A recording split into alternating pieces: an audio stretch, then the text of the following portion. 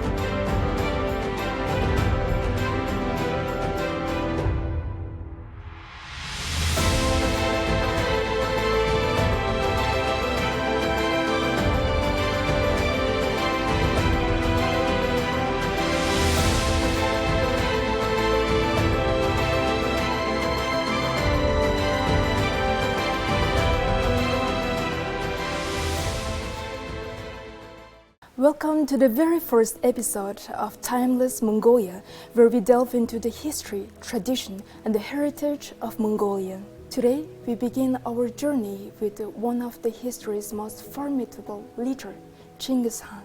To guide us through this rich history, we are honored to have Dr. Ottmar Yondon, a renowned historian, politician, and diplomat. Thank you. Thank you for having me here.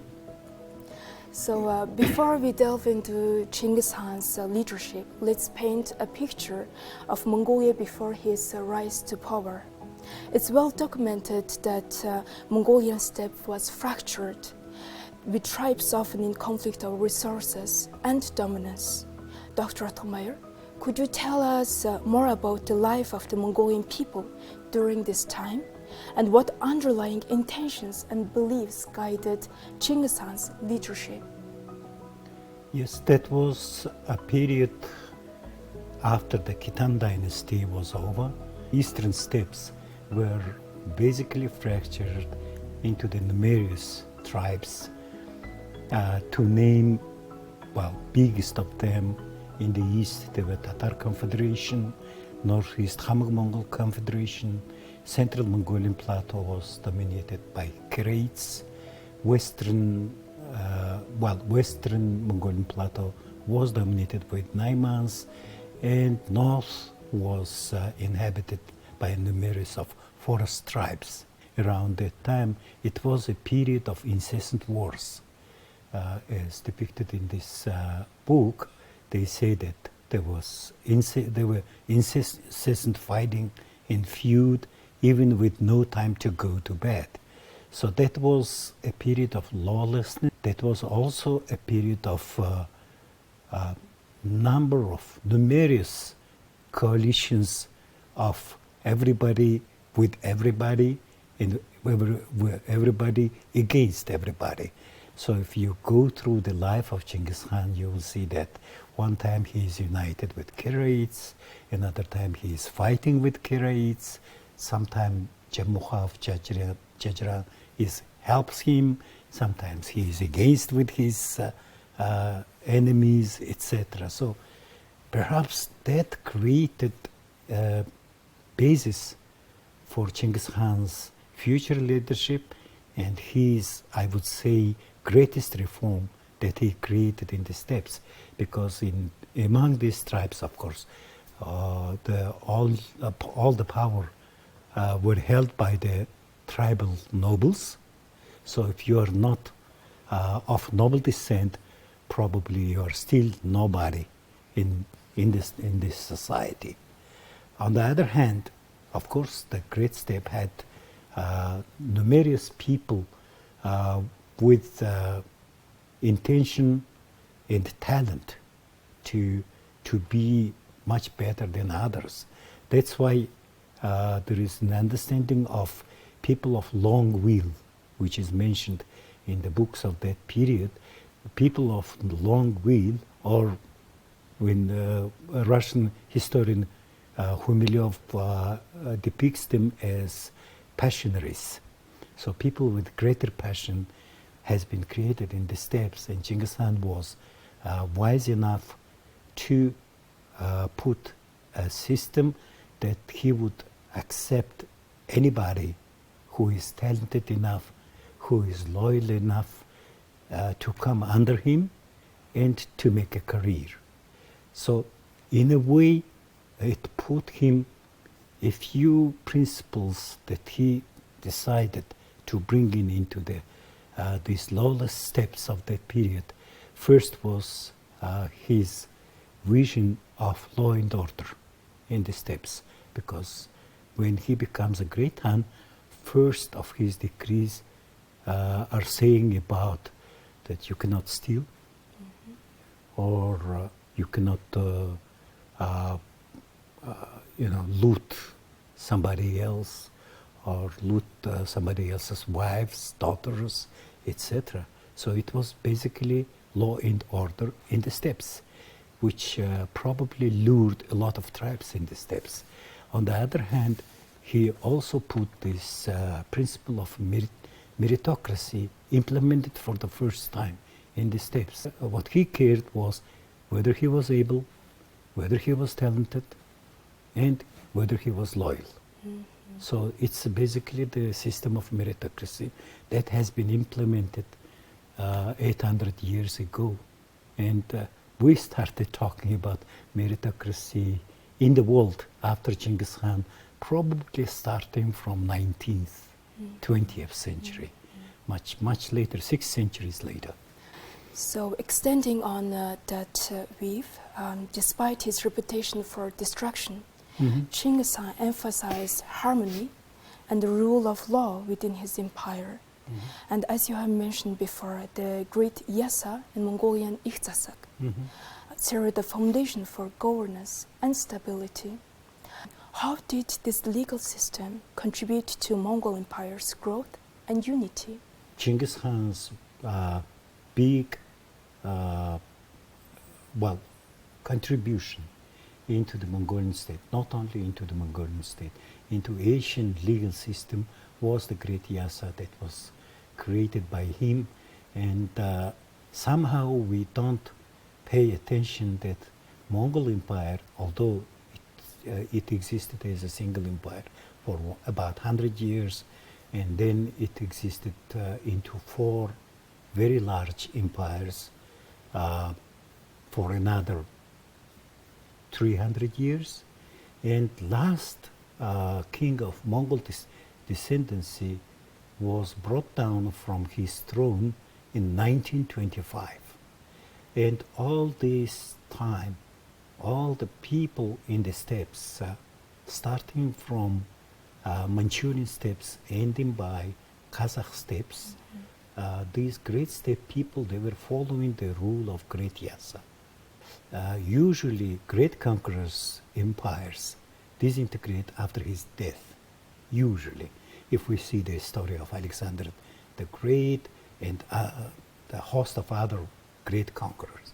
Maybe Roman Empire is a little different example, but today we live under the Roman law.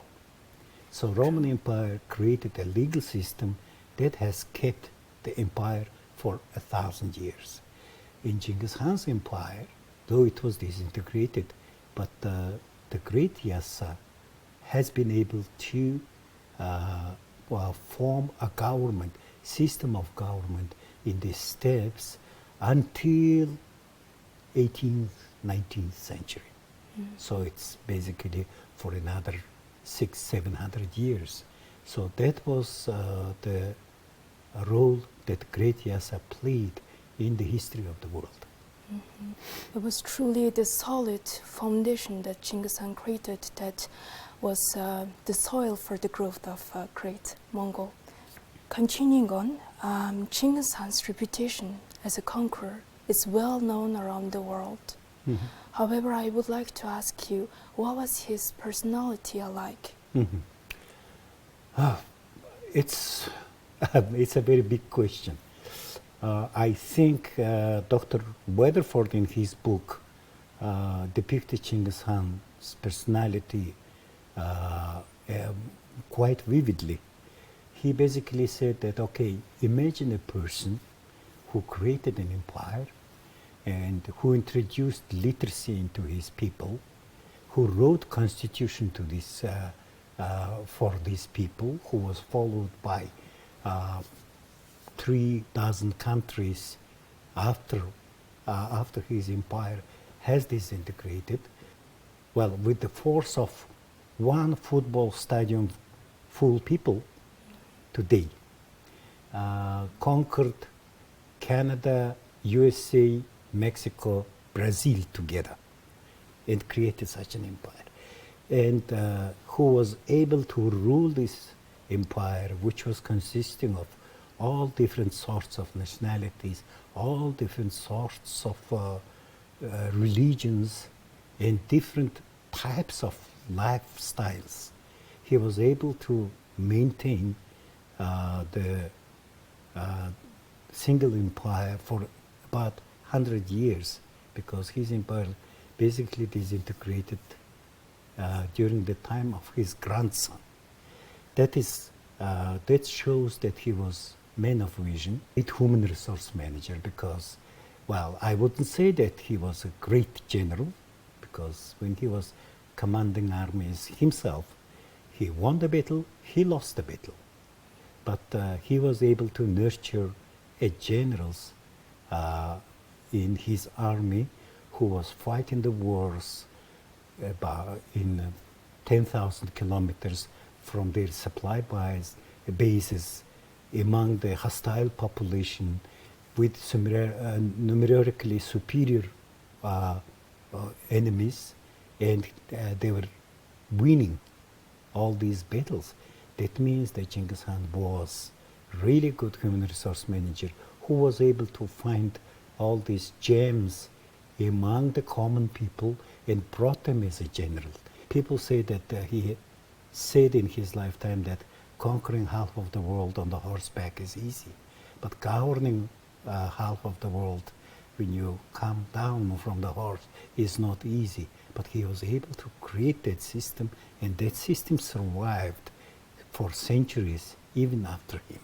That is fascinating in his personality, how a man, illiterate, probably, of course, in Mongolia of that period you won't have a system of education, and he was able to see through the centuries and create such a system that would last for a long time.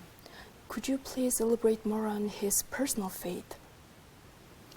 Well, of course, he was, his faith, I would say, was Tengrianism, belief in a great Tengri or great sky. So in that sense, well, in Mongolian state of that period, shamans played a very important role. Although, if you see the historical books of that period, he was able to keep shamans out of the power.